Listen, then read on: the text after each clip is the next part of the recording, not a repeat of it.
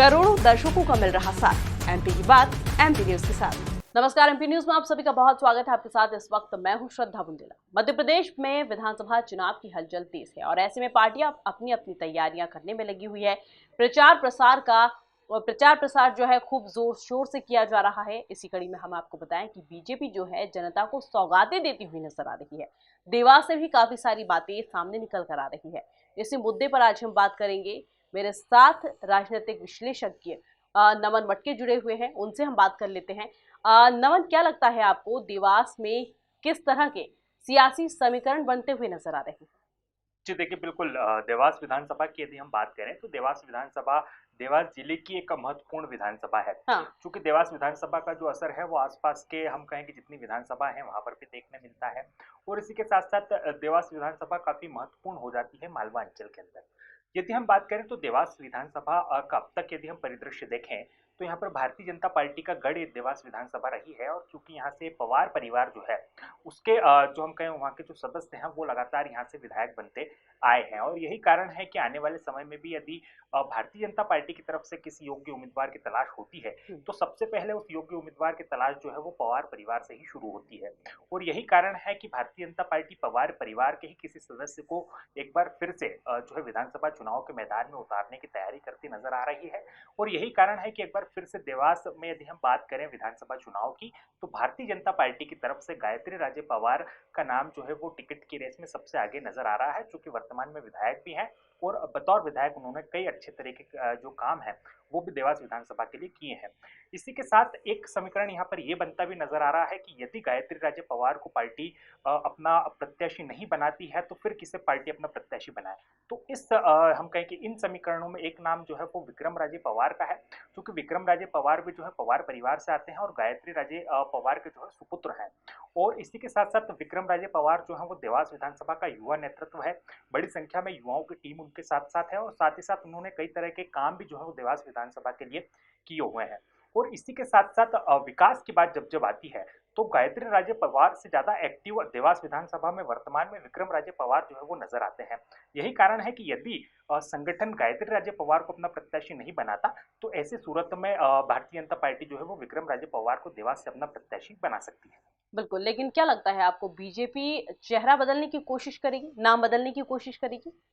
जी देखिए, बिल्कुल वर्तमान में जिस तरह का राजनीतिक परिदृश्य चलता नजर आ रहा है मध्य प्रदेश में उसके हिसाब से संभावना जताई जा रही है कि अब की बार देवास विधानसभा में नाम जो है वो बदला जा सकता है।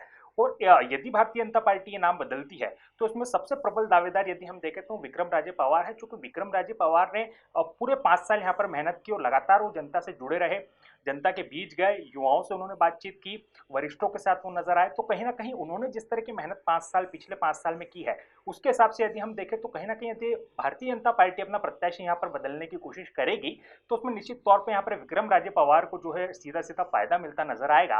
और विक्रम राजे पवार जो है वो प्रत्याशी हो सकते हैं आगामी विधानसभा चुनाव में यदि संगठन चाहेगा तो। लेकिन इसमें एक बात जो है यहाँ पर हम कहें कि इनकी राह में रोड़ा बन सकती है और वो बात यह है कि यदि भारतीय जनता पार्टी विक्रम राजे पवार को कहीं ना कहीं प्रत्याशी बनाती है तो उसमें एक परिवारवाद का एंगल जो है वो बीच में फंसेगा। और यही कारण है कि अब तक भारतीय जनता पार्टी की जो स्पष्ट रणनीति है उसमें कहीं भी हम कहें कि इतनी सूचियां आ गई लेकिन किसी भी बड़े नेता के बेटे को या बेटियों को टिकट भारतीय जनता पार्टी के संगठन ने नहीं दिया।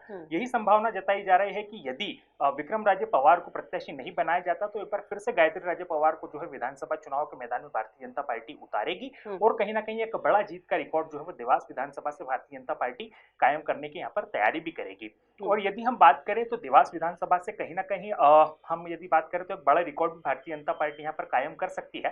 क्योंकि इसके पीछे का कारण यह है कि देवास विधानसभा जो है वो परंपरागत सीट रही है कहीं ना कहीं भारतीय जनता पार्टी की। और इसी के साथ साथ पवार परिवार का कोई ना कोई सदस्य वहां से जरूर विधायक रहा है और इसी का एडवांटेज जो है हर विधानसभा चुनाव में पवार परिवार को मिलता नजर आता है। और यदि अभी भी हम लोग जब फील्ड पर जाते हैं देवास की जनता से बात करते हैं तो उनका जो विश्वास पवार परिवार के प्रति है वो कहीं ना कहीं अभी भी नजर आता है। और यही कारण है कि एक बार फिर से भारतीय जनता पार्टी पवार परिवार के किसी सदस्य को चुनाव मैदान में उतार सकती है और उसका सीधा सीधा फायदा भी कहीं ना कहीं भारतीय जनता पार्टी को आगामी विधानसभा चुनाव में देवास से मिलता नजर आएगा। बिल्कुल, लेकिन ये तो हो गई बीजेपी की बात। अगर हम कांग्रेस की बात करें तो कांग्रेस में किस तरह से सियासी समीकरण बनते हुए नजर आ रहे हैं, किस तरह के नाम सामने आ रहे हैं और किसका चेहरा सामने आ रहा है? जी देखिए, बिल्कुल कांग्रेस पार्टी भी अब की बार जो देवास विधानसभा का गढ़ है उसको जीतने की यहाँ पर पुरजोर कोशिश करेगी। और यही कारण है कि कांग्रेस पार्टी ने भी हम कहें कि अपनी रणनीति जो है वो साफ तौर पर स्पष्ट कर दी है। कांग्रेस यहाँ पर युवा चेहरे का हम कहें कि सहारा लेती नजर आएगी, क्योंकि परिवार जो है वो लंबे समय से वहां पर हम कहें कि विधानसभा का चुनाव जीतता आ रहा है, वहां का कोई ना कोई सदस्य जो है विधायक वहां पर बनता नजर आ रहा है। तो यही कारण है कि अब जो ये लय है इसको कांग्रेस कहीं ना कहीं तोड़ने की तरफ देख रही है। और यही कारण है कि कांग्रेस जो है प्रवेश अग्रवाल और प्रदीप चौधरी जैसे युवाओं को कहीं ना कहीं चुनाव मैदान में उतारने का जो है मन बना रही है। और इन दोनों ही प्रत्याशियों में से किसी एक को जो है यहाँ पर संगठन प्रत्याशी बनाता नजर आएगा। और हम कहें कि इन दोनों ही जो युवा चेहरे हैं वो लगातार फील्ड में नजर आते हैं, लगातार समाज सेवा के क्षेत्र में जो है लगे रहते हैं। और इन दोनों ही चेहरों ने पिछले 5 साल लगातार देवास विधानसभा में मेहनत की है। और इन दोनों ही चेहरों की हम कहें कि पूरी पूरी तैयारी जो है वो विधानसभा चुनाव लड़ने की है। और ये लगातार अपना टिकट का जो दावा है वो हाईकमान के सामने जो है भरते भी नजर आ रहे हैं। बड़े नेता लगातार इनके संपर्क में कहीं ना कहीं नजर आ रहे हैं। लेकिन दोनों ही नेताओं का हम कहें कि 50% पे अभी ये दोनों नेता जो है वो हैं। और इसमें से किससे टिकट संगठन यहाँ पर देता है, हाईकमान यहाँ पर किसे अपना जो है प्रत्याशी बनाता है, वो फिलहाल देखने वाली बात होगी। लेकिन वर्तमान में यदि हम देखें तो कांग्रेस से 2 नाम जिसमें प्रदीप चौधरी और प्रवेश अग्रवाल दोनों ही जो नाम है वो परिपक्वता के साथ आगे बढ़ रहे हैं। और इसमें से जिस भी हम कहें युवा को टिकट मिलेगा वो कहीं ना कहीं आने वाले समय में पवार परिवार को यहाँ पर देवास में टक्कर देता नजर आएगा। और भारतीय जनता पार्टी की जीत की राह में रोड़ा बनता भी यहाँ पर नजर आएगा। बिल्कुल नजर आएगा। नमन, बहुत शुक्रिया तमाम जानकारी साझा करने के लिए। तो यहाँ लेते एक छोटा सा ब्रेक के बाद जल्द हाजिर होंगे। बने रहिए एमपी न्यूज़ के साथ।